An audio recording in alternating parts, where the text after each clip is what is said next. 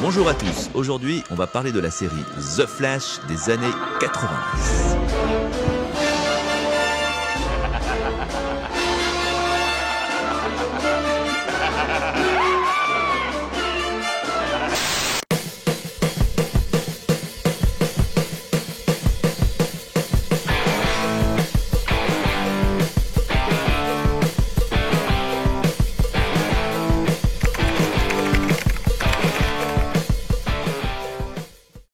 Notre histoire commence véritablement en 1988.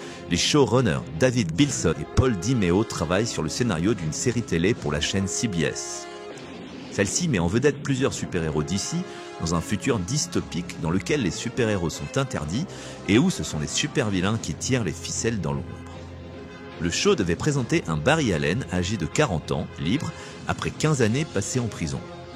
Autour de lui, on retrouverait des personnages peu connus de l'univers d'ici, parmi lesquels Block, Dr. Occulte et la fille de Green Arrow.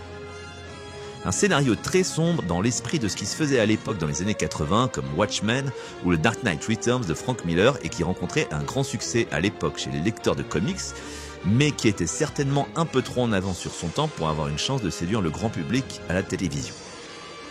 Le projet n'a donc pas été retenu, mais en 1990, quelques mois après le succès planétaire du film Batman, le nouveau président de CBS flaire la bonne affaire et relance l'idée d'une série centrée sur The Flash. David Bilson et Paul DiMeo sont toujours associés au projet. Le script est achevé à la fin du mois de janvier 1990 et le tournage du pilote démarre dès le mois de mai. De très gros moyens sont investis puisque l'épisode pilote coûtera la bagatelle de 6 millions de dollars. Pour le rôle de The Flash, c'est l'acteur John Wesley Shipp qui est choisi. Il venait tout juste de sortir du tournage de l'Histoire sans fin 2. Dans les comics, plusieurs personnages ont enfilé le costume du Flash à différentes époques. Le Flash de cette série est quant à lui considéré comme étant un mélange des trois Flash. Jay Garrick, Barry Allen et Wally West. L'origine story du Flash a donc été largement remaniée pour les besoins de la série. Barry Allen est ici un médecin légiste qui travaille pour la police scientifique de Central City. Une nuit, alors qu'il se trouve dans son laboratoire, il est frappé par la foudre et est aspergé par plusieurs produits chimiques présents dans le labo.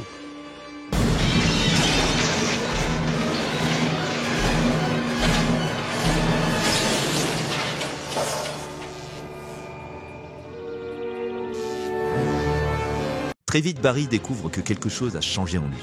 Il est à présent doté d'une super vitesse. Et si au départ, il refuse d'assumer ce pouvoir, il change d'avis lorsque son frère, qui travaille lui aussi pour la police, est assassiné. Il jure alors de le venger et décide de tirer avantage de son pouvoir pour devenir un super-héros. Il est épaulé dans sa mission par le docteur Tina McGee, une scientifique qui travaille à l'Institut Star Labs et qui l'aide à maîtriser et à développer ses pouvoirs. Elle est incarnée par l'actrice Amanda Pays. Le troisième personnage permanent de la série est Julio Mendes, un ami proche de Barry, qui est aussi son collègue à la police scientifique. C'est Alex Desert qui est choisi pour le rôle. L'atmosphère sombre et angoissante de Central City semble grandement inspirée par le Gotham City de Tim Burton. La musique du thème principal de la série est d'ailleurs elle aussi composée par le génial Danny Elfman. La filiation entre les deux œuvres est évidente. Notons qu'en dehors du thème principal, les musiques de chacun des épisodes ont été composées par Shirley Walker, qui deviendra ensuite la compositrice principale de Batman, la série animée. Un soin tout particulier a été porté au costume de Flash. Comme ont expliqué les créateurs de la série, après le film Batman, il était désormais hors de question de revenir au collant traditionnel du Superman de 1979 ou de la série TV Batman des années 60. Un costume en latex a donc été moulé à partir du corps de l'acteur. Il a été conçu par Dave Stevens, le dessinateur qui a créé The Rocketeer. 4 combinaisons ont été fabriquées pour un coût total de 100 000 $. On notera que Danny Bilson et Paul DiMeo n'ont pas choisi Dave Stevens par hasard, puisqu'ils travaillaient déjà avec lui sur le scénario de l'adaptation de The Rocketeer, sorti 1 an plus tard. La promotion de la série est lancée en grande pompe lors du All-Star Game de la NBA en juillet 1990. Le premier épisode diffusé le 20 septembre 1990 sur CBS réunit 22 millions de téléspectateurs. Mais au fil des diffusions, les audiences s'effondrent de moitié et le show n'est pas renouvelé pour une deuxième saison. Il faut dire que The Flash a dû faire face à une concurrence particulièrement féroce, avec deux des plus grandes séries de l'histoire de la télévision américaine, The Cosby Show sur NBC et Les Simpsons sur la Fox.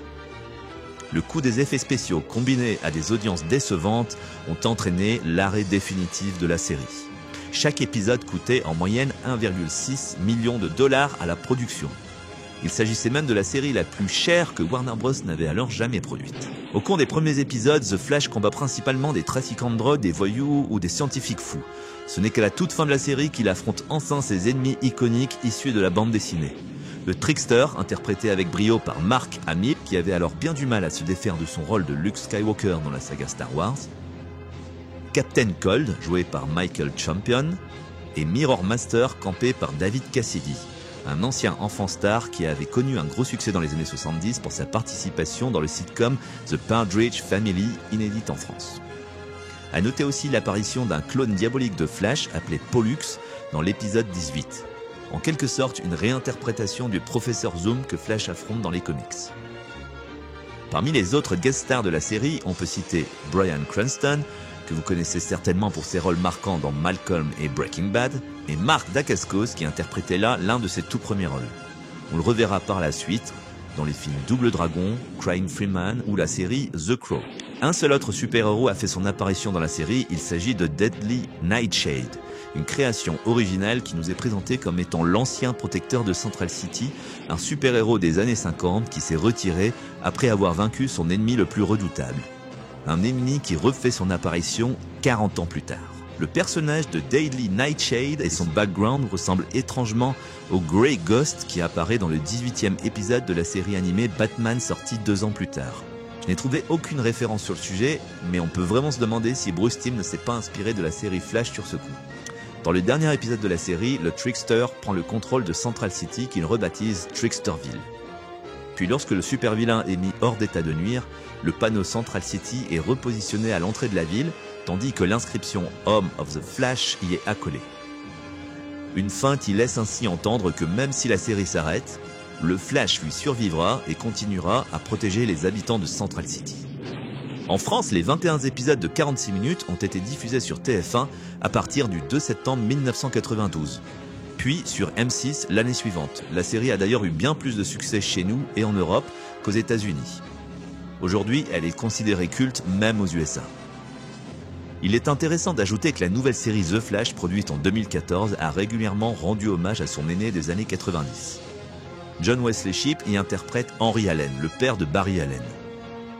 Puis il revient en tant que Barry Allen d'une autre Terre, qui correspond donc à celle dans laquelle se déroule la série de 1990. Ça se passe dans un arc crossover mêlant les séries Arrow, Flash ou encore Supergirl.